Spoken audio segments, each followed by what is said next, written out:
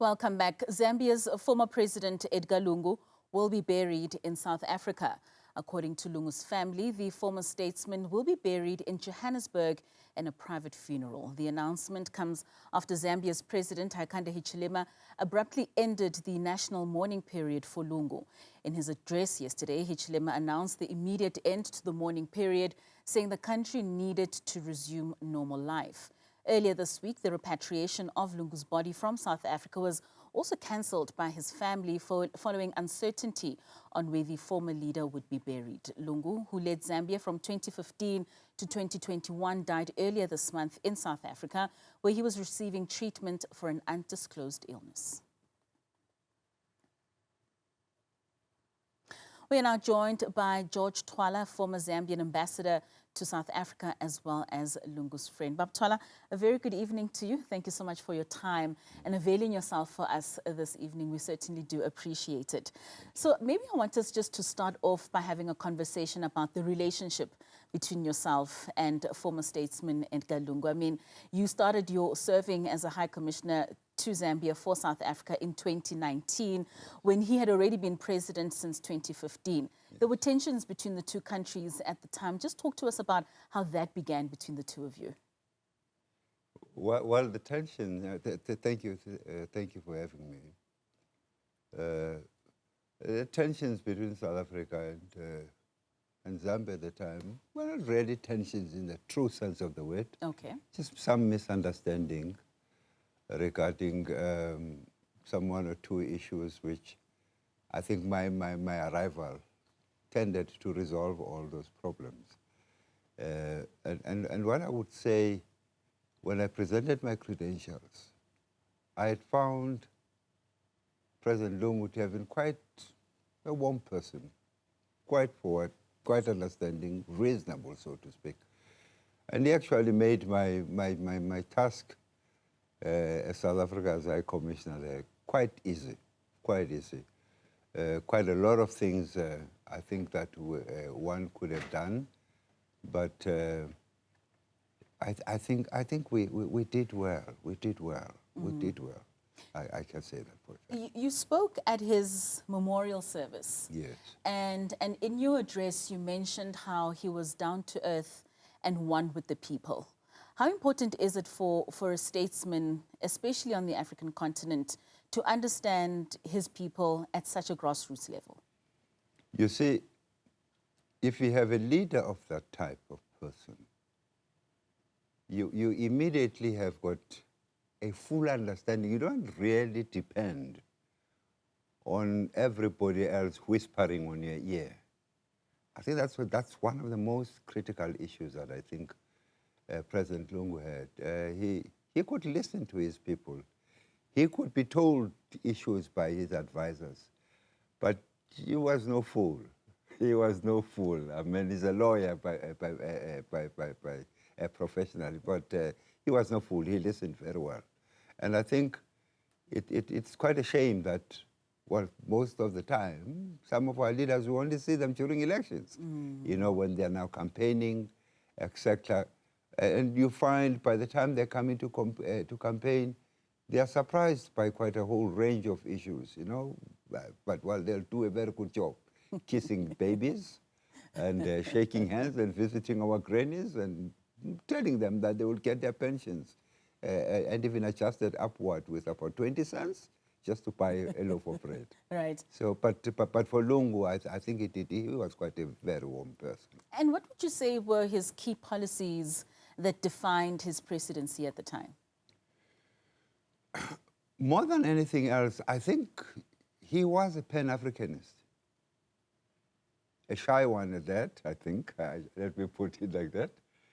Because on some issues, especially when it came to the issues of Polisario Front, he wasn't quite certain which is which, but he followed what the developments were. And to a great extent, he carried the ethos that was carried by his previous president, KK. He learned quite a lot from him. I think also during his reign, he really wanted to see also the continent, in fact, the region. He really worked very well with his peers. Well, others may argue that he was much more closer to Zimbabwe than anybody else. But, I mean, these guys share the same border with President Mugabe. So he did quite a whole range of issues. As from the region's point of view, I think he was a very good man. He was a very good man. And I mean, you also mentioned in your address in the memorial, I mean, he fondly referred to you as Brother George. so when speaking to Brother George, especially about Pan-Africanism, what was his take on how he's seeing the rest of the continent approaching Pan-Africanism, and just what are the influences from the global north on African leaders? More than anything else, I think he was quite uncomfortable with the Western view and development supposed to be aid and issues of that kind. And that's the reason why I think more than anything else, he tended to look towards the East to try and develop his country. And during his tenure, frankly speaking, he did quite a lot in terms of infrastructural development. Well, it is argued today that he plunged the country into too much debt, you know, towards the Chinese, et cetera, but when the West was not forthcoming, what do you expect anybody else to do? And whatever he did, I mean, you look at the airport that they have today, look at the flyovers, resolving the issues of traffic congestion on the streets, etc. I think he did quite a lot for Zambia. He may have had his own challenges, some of them which he can't really defend himself on, climate issues that impacted on agriculture in Zambia, but more than anything else, he even opened up the country and was saying South Africa should actually come in terms of supplies, in terms, and financially, in economic terms. Yeah. I think our relations with Zambia were very good during this time. When you had those last conversations with him, or maybe just conversations after his tenure, what would he cite as some of the things that he would look back as mistakes that he has done in that time? He didn't say much, but there is one critic in Zambia who is a thorn, and a thorn this big on all presidents in Zambia. The guy is is a doctor at the University of Stellenbosch, Dr. Sishua. He is such a thorn on anybody who's on that hot seat. I was surprised when he said, and he was pointing to him when we visited him, said, you know this man, if only I had listened to him and not listened to some of the whispers that I was told, that he was critical of me, he was what, I think this man is just a good Zambian who just wants to see good. He means well. If I had seen him, if I had listened to him, and not the distorted versions sometimes that were given to me, because I wanted to meet him at some stage. And I was told, he's working for CIA and all sorts of conspiracy theories. And he wasn't quite sure how to handle it.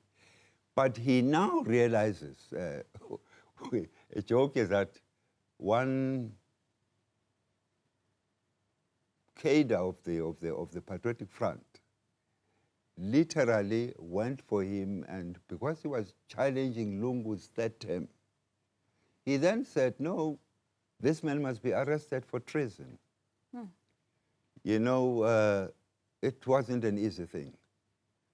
But Lungu himself says, I think it was Ambassador Mwamba, he says, that man, he was good, he had his good intentions, but I think he missed it with Sishua. Because Sishua took him to the cleaners, took him through to lawyers, and he won his case, and even cost him to pay him, you know, it was a libel suit, and he took that money, quite a paltry sum of money, and he handed it over to some NGO. But for Lungu, looking at that, he said, I know the two. Mwamba was a good man, or he is a good man, who has got a different take to issues, and he doesn't tolerate criticism in as much as I did not tolerate it. So there was quite a lot of what we call back home donathering. They actually were very, very friendly, and they became very, very warm, to the extent that he says all leaders, and I wish even the current President Hakainde Hichilema, I wish he could sit down and sometimes listen to what this young man is saying. He's a very young man, very dynamic, but hey, the boy has got a terrible pen. And how important is it to have such differing views, especially for people that are leading country, that are moving communities out of impoverishment, out of the shackles of the West, like you mentioned, in listening to those differing views and applying them in the work that they do? It can only benefit the literate. It can only benefit the ordinary man in the street. It can only benefit the student. It can only benefit even the economy, even those big shots in the captains of industries. At least maybe they can begin to understand some of the problems. If a president speaks, I think business people would tend to understand what he's talking about. Yes, they would always want to have money, but what is critical, if they listen to him, then maybe the opportunities they can begin to open up. And not only look at profit, but actually be informed by having a little bit of a conscience, just a little bit of a conscience, to allow other people to develop, and in that way develop the country as a whole. Then the tensions between the current government and former President Lungu. Maybe just take us through what your view is in terms of really what was at the heart of this impasse. Well, I think at the heart of this impasse, it all started in 2016 in the elections. I think the current president lost to Lungu. This is very thin margin. He argued that Lungu cheated him. He flatly refused to acknowledge him as the president of the country. And these tensions continued throughout. I guess Lungu too, I think sometime there was a program in somewhere in the southern province, Gomboka, there's a program where, you know, the plains of Zambia can be flooded by water. And President, he was leader of the opposition at the time, of the UPND. He refused to give way for the president to pass. And the President Lungu apparently retaliated at a later stage, got him arrested and threw him into prison for about 3-4 months or something. And I think from that moment onwards, this went on, carried on to this day. And it's very sad that it had to come to this day where they can't, President Hakainde Hichilema just refused to be the bigger person and simply allow. You see, when this one died, apparently said to the family, I don't want this man anywhere next to my body or to my grave. Because he said that, that has been communicated to him. But President Hakainde, I think, insists, I'm the head of state. I need to prevail over the funeral. Twala, let's hold it there. I want us to go for a quick ad break. And I really want us to extend on, because that leads to where we currently are, where we are seeing former President Lungu now possibly being buried in South Africa, as his family has put out a statement. And just what are the legalities around, or constitutionality with the Zambian government with regards to a former statesman? But I want you just to hold that thought. We are in conversation with George Twala, who's a former Zambian ambassador to South Africa and also Lungu's friend. So do stay with us. We'll be back after this.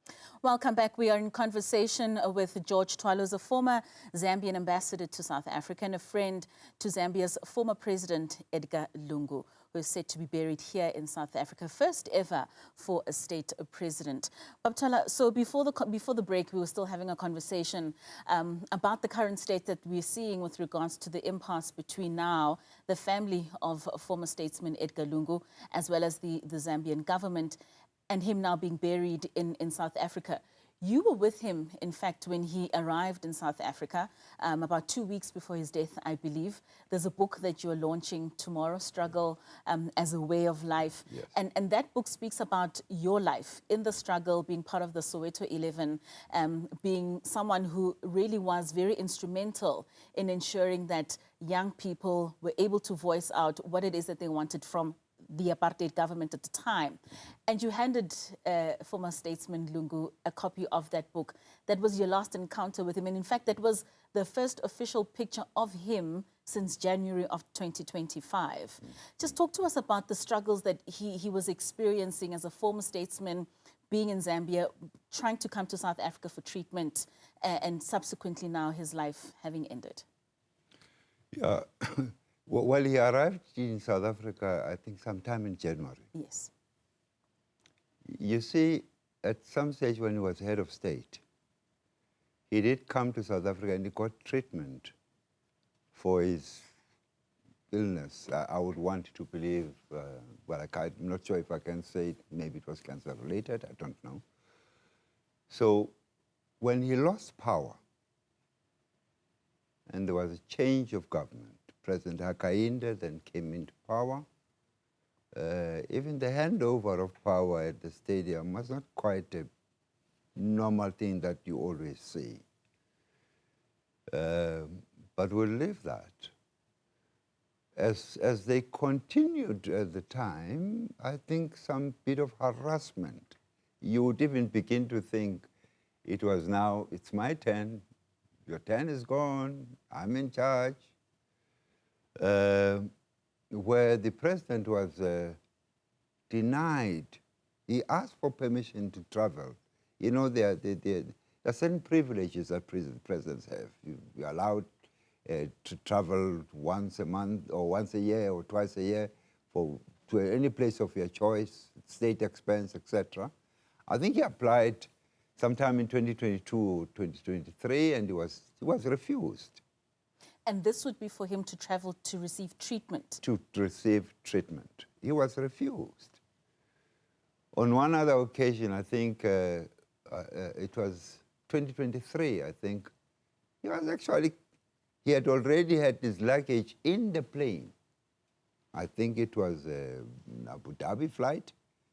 It had to be offloaded from the train and he was denied the right to travel.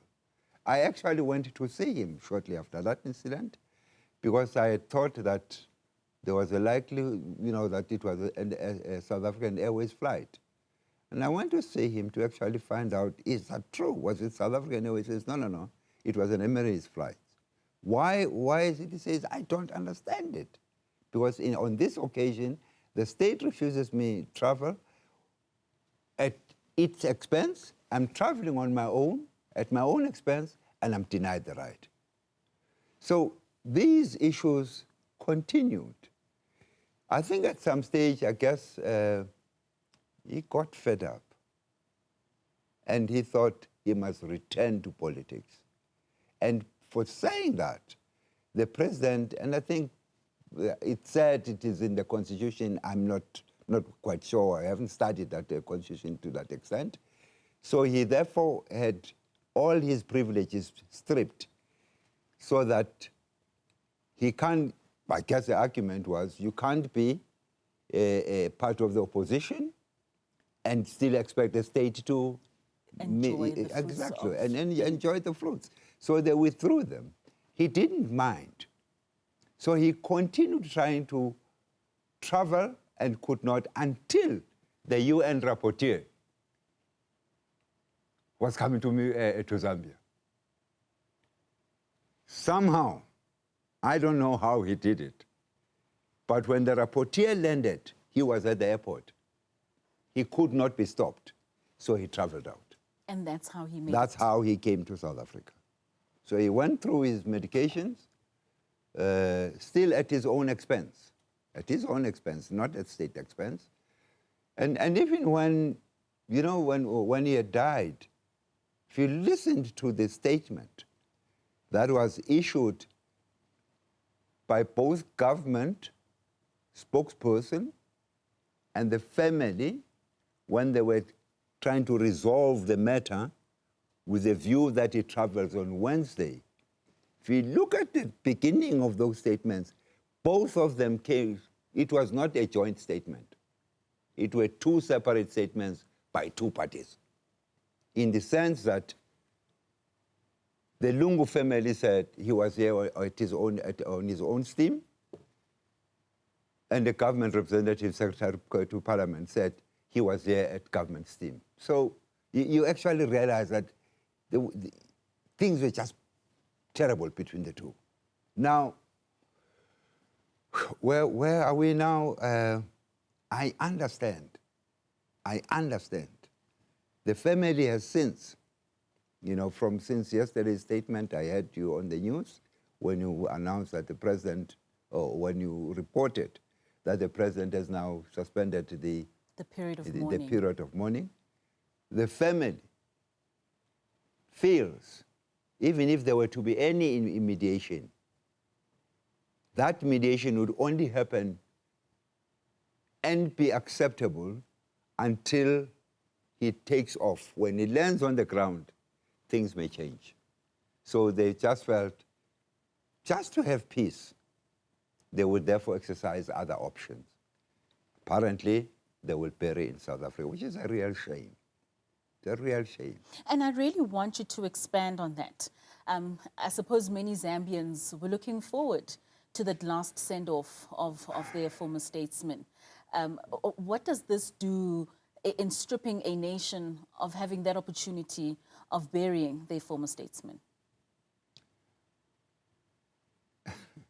Kato, I still say President Hakainde lost an opportunity to be the bigger man. He should have just stood aside and allowed the body to be brought in without conditions and let them bury. The impact of that decision comes in this way. One, clearly it further traumatizes the family. Secondly, it traumatizes the general public. It's not only members of the Patriotic Front. When you become a president, you're not the president of a particular party. Right. You become the president of the country. I'm sure there are those who voted for Lungu, who supported him from the southern province, others from the western province, whatever provinces. So he was a president of a country. And what you know what has happened here? It's really hurting. I'm saying hurting not so much as for Lungu, but the image of Zambia. That's a country that looked after us. That's a country where not only us, the entire southern region, all their leaders stayed there. It's a peaceful country. People are warm. People are welcoming. Now, to see them act in this way, it doesn't augur well. It does not augur well for the stability of that country. Just for us, in closing and wrapping up, I mean, he will be buried in South Africa, in Johannesburg to be particular. What does that do for relations between South Africa as a country and Zambia? Well, it shouldn't affect us. Okay. It's a choice of the family. South Africa does not get involved in the domestic affairs. This is a domestic affair. It's a Zambian issue. South Africa stands on the side and merely says, you are here, it's fine. You dead, you want to be buried here, go ahead. We have no option. There is no issue. Right. It should not affect our relations. It should not. There is no reason for it. And any possibility of a future repatriation of the former statesman back to Zambia? Well, Well, we've repatriated our own. I'm sure Zambians would demand that their president must come back to the country. George Twala, thank you so much for your time. It's been an absolute pleasure. Thank you so much for joining us this evening and just giving us this colorful life that you have spent with the former statesman. We certainly do appreciate your time. Thank you very much. Thank you, and thank you to our viewers. All right, then. So that was George Twala, former Zambian ambassador to South Africa, and a friend to Zambia's former president, Edgar Lungu. More news after this.